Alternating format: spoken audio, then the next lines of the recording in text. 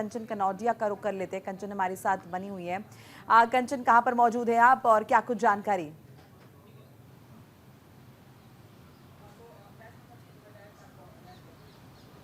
जी बिल्कुल, देखिए मैं अभी दिल्ली में स्थित हूँ और आपको बता दें आज जो है वायनाड लोकसभा का जो है चुनाव होना है। वहाँ से प्रियंका गांधी वाड्रा जो है चुनाव लड़ रही हैं और चुनावी मैदान में नव्या जो है भारतीय जनता पार्टी से और सत्यन जो है लेफ्ट पार्टी से है। कड़ा मुकाबला है। और बात की जाए यदि अन्य झारखंड की बात कीजिए तो अब पहले फेज़ का वहाँ पे जो है मतदान हो रहा है और कुल 48 सीटों पर जो है वहाँ पे मतदान होगा। तो कहीं ना कहीं आज की जो फाइट है बेहद अहम हो जाती है। बाकी 10 राज्यों की 31 विधानसभा सीटों पे जो है उपचुनाव होना है। आपको बता दें 31 में से जो है 18 लोकसभा में इंडिया अलायंस ने जीती थी। तो जो मुकाबला है बेहद कड़ा है। देखना ये होगा कि आज जब मतदान है और 23 तारीख को जो है रिजल्ट आने हैं, उससे पहले 20 तारीख को जो है महाराष्ट्र और झारखंड का दूसरे चरण का भी मतदान होगा और 23 तारीख को जो नतीजे आएंगे। ठीक है कंचन, देखिए प्रियंका गांधी वाड्रा चूंकि इलेक्टोरल डेब्यू है उनका, और हमने अभी तस्वीरें भी उनकी देखी किस तरह से वो ग्राउंड जीरो पर पहुंची हुई है, जायजा ले रही है।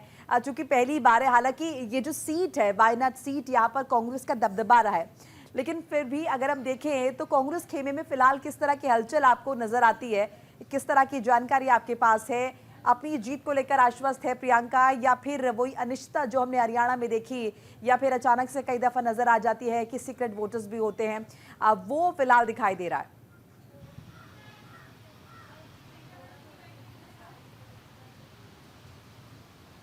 जी बिल्कुल, देखिए आपको बता दें कांग्रेस पार्टी जो है कांग्रेस पार्टी ने लोकसभा चुनाव जो है वायनाड सीट से राहुल गांधी को लड़ाया था, जो कांग्रेस पार्टी के पूर्व अध्यक्ष है और फिलहाल सांसद है रायबरेली से। तो उन्होंने रायबरेली और वायनाड से चुनाव लड़ा था और दोनों ही सीटों पे अच्छे बहुमत से अपनी जीत दर्ज कराई थी। लेकिन उन्होंने फिर बाद में रायबरेली को चुना और फिर उसके बाद अपनी बहन प्रियंका गांधी वाड्रा को जो वायनाड सीट पर चुनावी मैदान में उतारा। आपको 2019 से ही प्रियंका गांधी वाड्रा जो है राजनीति में सक्रिय रही है, महासचिव रही हैं।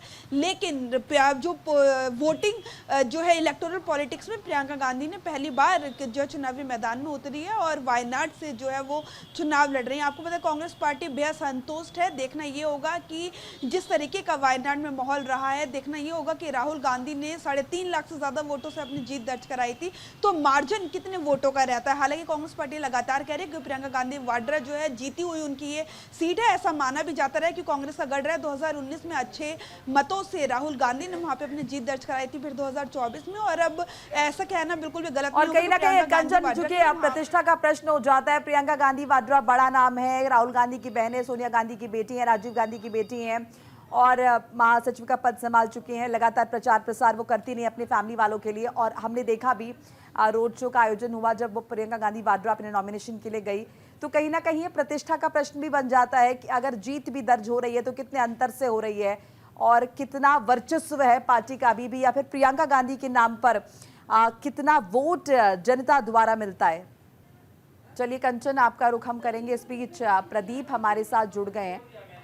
प्रदीप नामदेव का रुख कर लेते हैं।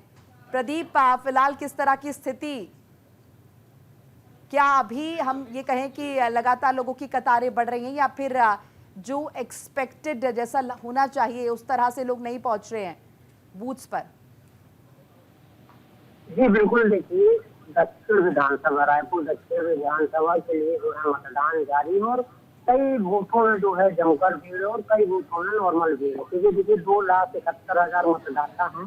शाम 6 बजे तक का समय है, तो काफी समय होता है। जो सुबह से जो लंबी कतारें लगी थी, इसमें कहीं ना कहीं जो है निर्वाचन आयोग की मुख्य भूमिका देखी जाती है, क्योंकि निर्वाचन आयोग ने इस बार एक अच्छा ऑफर चलाया था। उन्होंने कहा था कि हाथ में जिसके स्याही लगी होगी उसको कई बड़े होटलों में छूट मिलेगी, बड़ी छूट मिलेगी। तो जिसके चलते जो है कहीं ना कहीं काफी भीड़ देखी जा रही है, लोगों में उत्साह देखा जा रहा है। और अगर रायपुर दक्षिण की बात करें तो यहाँ पर जो है भाजपा का जो है जलवा बरकरार रहा है और इस बार जो है कांग्रेस ने भी दांव खेला है, युवा प्रत्याशी को उतारा है। दक्षिण में जो है भाजपा के जो है विधायक लगातार ब्रजमोहन अग्रवाल 8 बार के विधायक हैं और इस बार उनको सांसद का टिकट मिला था, सांसद बन चुके हैं। वो सांसद बनने के बाद उन्होंने विधायक पद से इस्तीफा दिया। उसके बाद जो है सुनील सोनी को भाजपा ने इस बार जो है मैदान में उतारा है। सुनील सोनी पूर्व महापौर है, पूर्व सांसद है रायपुर लोकसभा से। तो देखिए कहीं ना कहीं एक बड़ा चेहरा भी है सुनील सोनी, और वहीं दूसरी तरफ कांग्रेस के प्रत्याशी आकाश शर्मा की बात करें तो आकाश शर्मा युवा नेता हैं, घर घर जाके उन्होंने भी प्रचार किया है अपना, और साथ ही युवा कांग्रेस के प्रदेश अध्यक्ष भी रह चुके हैं। लेकिन ये जो लड़ाई है, जो आमना सामना, ये कहीं ना कहीं पार्टियों के बीच है, सरकार और कांग्रेस के बीच है, क्योंकि जिस तरीके से दोनों ही पार्टियां, मतलब चाहे मुख्यमंत्री विष्णुदेव साय की बात कर ले, चाहे गृह मंत्री की बात कर ले, चाहे प्रदेश अध्यक्ष किरण सिंह देव की बात करें, सभी ने जो है घर घर जाकर लोगों से वोट मांगने निश्चित तौर देने पे की अपील की और अपनी पार्टी को वोट देने की अपील की। और वहीं अगर कांग्रेस की बात करें तो कांग्रेस ने भी कहीं कोई कसर नहीं छोड़ी है। बिल्कुल। पूर्व मुख्यमंत्री भूपेश ठीक है, बघेल चलिए एक से बार लेकर- दीपक चावला का भी रुख कर लेते हैं, हमारे साथ जयपुर से जुड़े हमारे सहयोगी। दीपक, आपकी मौजूदगी अभी कहां पर है? और अगर हम देखें, चूंकि जैसा कि आपने भी जिक्र किया कि भारतीय जनता पार्टी भी आश्वस्त है और कांग्रेस को भी बहुत ज्यादा डिफरेंस जो है किसी की सेहत पर नहीं पड़ने वाला, हालांकि इंडिविजुअल नेताओं की जाहिर तौर पर प्रतिष्ठा दांव पर लगी होती है। लेकिन अगर मैं बात करूं सियासी हलकों में और दोनों ही खेमों की बात करूं तो किस तरह की हलचल फिलहाल दिखाई देती है? क्योंकि तैयारियां जाहिर तौर पर की गई थी, प्रचार प्रसार भी बहुत किया गया था। देखिए, बिल्कुल इस वक्त मैं भारतीय जनता पार्टी के ऑफिस में हूँ, जहाँ पर अभी सुबह का समय है। अभी यहाँ पर कुछ खास हलचल नहीं है, क्योंकि सभी जो बड़े नेता है वो जो है अपने अपने क्षेत्र में है, और खासतौर पर उन 7 विधानसभा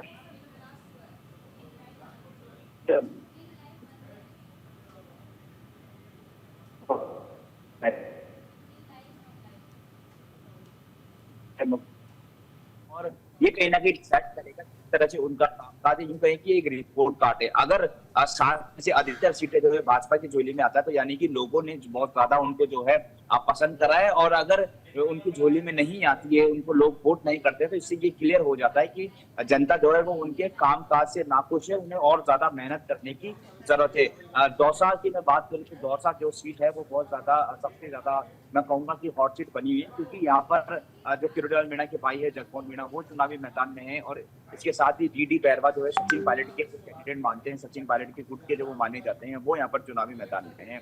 तो यूं कहे कि डी बैरवा और जगमोहन मीणा के बीच में ये टक्कर नहीं है, टक्कर है किरोड़ीलाल मीणा के बीच में और सचिन पायलट के बीच में। दोनों ही राजस्थान के कद्दावर और बड़े नेता है, दोनों में एक यूं कहे कि वर्चस्व की ये जो लड़ाई है वो देखने को मिलेगी। अब इस वर्चस्व की लड़ाई में कौन एक बार जीतता है?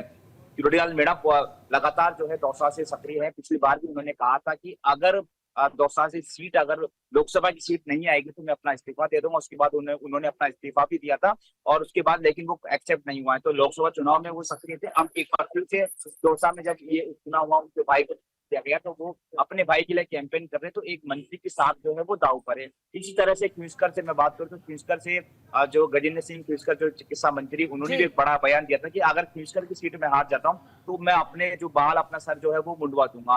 तो वो उन्होंने बड़ा बयान दिया। तो राजस्थान में जो 7 सीटों पर उपचुनाव है वो बहुत हद तक जो है नेताओं की जो सेहत है उसको डिसाइड करेगा। हालांकि 7 सीट अगर बीजेपी के पास आ जाती है तो वैसे ही उनके पास 200 में से 115 बहुमत है, तो कुछ खास फर्क पड़ने वाला नहीं। कांग्रेस के पास चले जाए तो कांग्रेस में भी कोई खास फर्क जो है राजस्थान की राजनीति में कोई खास फर्क नहीं पड़ने वाला। लेकिन जो नेता है उनकी सेहत पर फर्क पड़ेगा। जैसे कि मैं बता रहा हूँ कि जो मुख्यमंत्री भजनलाल शर्मा है, उनके नेतृत्व में ये पहला और एक बड़ा चुनाव है। तो कहीं ना कहीं उनकी भी अग्नि परीक्षा है, बिल्कुल उनकी भी जिम्मेदारी होती है, और देखना होगा कि उनके आने के बाद किस तरह का असर जो रिजल्ट्स पर पड़ता है। आप हमारे साथ बने रहिए। लाडकी बहीण माझी